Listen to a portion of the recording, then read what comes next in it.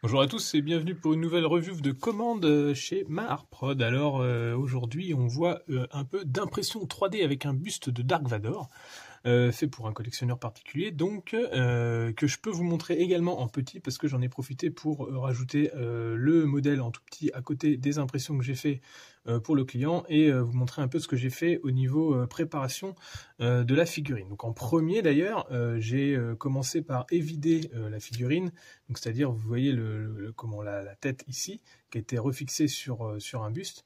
Ce que j'ai fait en premier, c'est que j'ai retravaillé les fichiers parce qu'en fait, j'avais ce buste-là avec son socle qui me plaisait bien et cette tête-là sur des modèles trouvés sur Internet, mais la tête n'était pas correcte et le buste n'allait pas pour l'impression 3D résine. Donc j'ai dû faire un travail sur la tête pour la rendre plus correcte au film, c'est-à-dire j'ai resculpté l'ensemble des blessures, j'en ai rajouté quelques-unes et j'ai surtout rajouté, on verra plus sur le gros modèle, ces petits espèces de communicateurs qui sont près de ses lèvres et qui bougent en même temps que l'espèce de petite micro-machine à écrire, j'appelle ça comme ça, qu'il a dans l'avant du casque. Et bien sûr, cette tête n'était pas adaptable au buste d'origine, donc du coup, j'ai dû faire des raccords, ce que j'ai fait sur le gros. Là, pour l'instant, je l'ai pas fait sur le petit. Et donc au début, j'ai imprimé en massif en faisant juste une carotte dans le buste. Ça marche en petit, mais pas dans le gros. Donc j'ai fait un gros fail ça arrive hein, sur une des impressions du gros buste, avant de me dire bah non en fait c'est trop lourd, ça tire trop sur le plateau, et puis en plus ça me bouffe de la résine pour rien. Donc en fait j'ai complètement évidé le buste en laissant environ 3 ou 4 mm d'épaisseur sur toute la paroi du truc, ce qui fait qu'en fait ce buste là, celui-là contrairement au petit, est entièrement vide.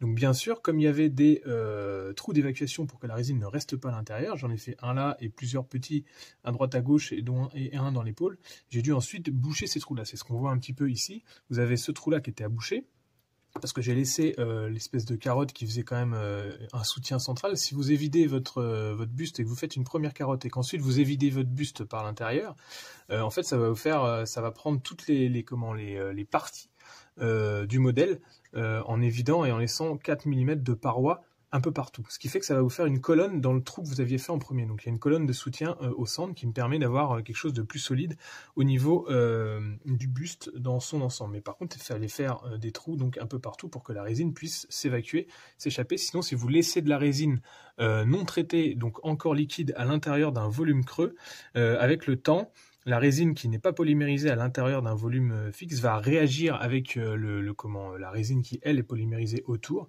et ça va vous faire craquer le modèle, ça va risquer de faire des échappements de résine toxique, donc c'est très très mauvais de faire ça.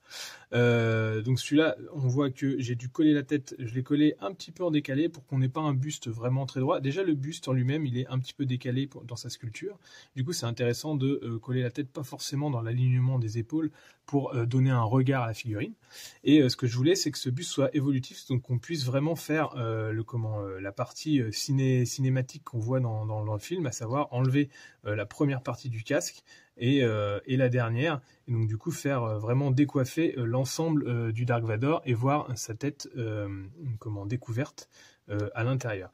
Ça a demandé pas mal d'ajustements parce qu'en fait les deux parties sont plutôt bien faites, mais le crâne à l'intérieur s'ajuste vraiment au plus juste, et ce qui fait que si vous peignez, ça risque de faire des petits à-coups, donc il fallait reponcer un petit peu l'intérieur du casque, hein, donc je parle du petit comme du gros, j'ai fait les deux opérations sur les figurines.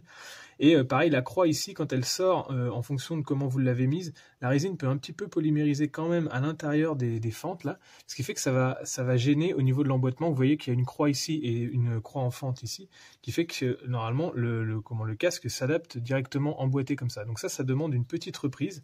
Donc j'ai repris avec des limes fines l'intérieur de la croix, et puis ici c'est pareil avec des cutters fins, j'ai réussi à gratter pour retrouver le relief de la croix interne à la coiffe pour que le casque s'ajuste bien. Pareil pour l'ajustement au niveau des deux zones qui sont ici, ça demande à faire une petite encoche là. Alors ça c'est des petits, on va dire des petits défauts de sculpture des modèles originaux, mais également aussi, hein, je ne peux pas blâmer le sculpteur parce que j'utilise son travail là, mais également des défauts d'impression. Donc du coup, voilà, comme là-dessus, je ne me paye bien sûr que sur l'impression de résine, au niveau matière, et après c'est le travail de peinture qui est valorisé. Donc toujours penser à bien typer les créateurs dont vous utilisez les produits et à non pas faire commerce de masse. Donc là, donc j'ai modifié tout ce que je vous ai dit là, et puis ensuite il convenait de peindre tout ça. Donc là, bon, c'est des jus, et surtout de la sous-couche de noir. Mais Dark Vador, c'est une figurine qui est assez particulière parce qu'en fait, il est principalement noir dans la globalité de son schéma de couleur, mais si vous le faites tout noir, c'est un peu trop simple, hein. Donc du coup, j'ai essayé de faire des différences de noir, c'est-à-dire que dans la cape, j'ai rajouté un petit peu de bleu que vous verrez pas à la caméra parce que c'est quelque chose qui se voit à l'œil nu dans la chaleur de la peinture en fait. Ici, dans son manteau inférieur, enfin dans la première couche, on va dire, de son kimono, si on va par là, qui est pas encore sa combinaison intégrale, un peu comme si c'était une combinaison matelassée, hein. Là-dedans, j'ai mis des marrons plutôt, donc ça se voit très très peu, mais c'est un noir chaud. La combinaison matelassée spéciale qu'il a en dessous qu'il a collé au corps, en fait, celle-là, je l'ai laissée en noir brillant, donc avec des vernis sélectifs. Je suis revenu au pinceau avec un vernis brillant par-dessus, en laissant la cape mat et le kimono mat aussi. Et puis bien sûr, l'armure, là, par contre, c'est un noir mat qui n'est pas tout à fait le même que celui de la combinaison. Et le casque en lui-même, là c'est le même que l'armure, où je suis venu avec du noir vraiment pur, mais rehaussé avec des vernis des vernis sélectifs brillants.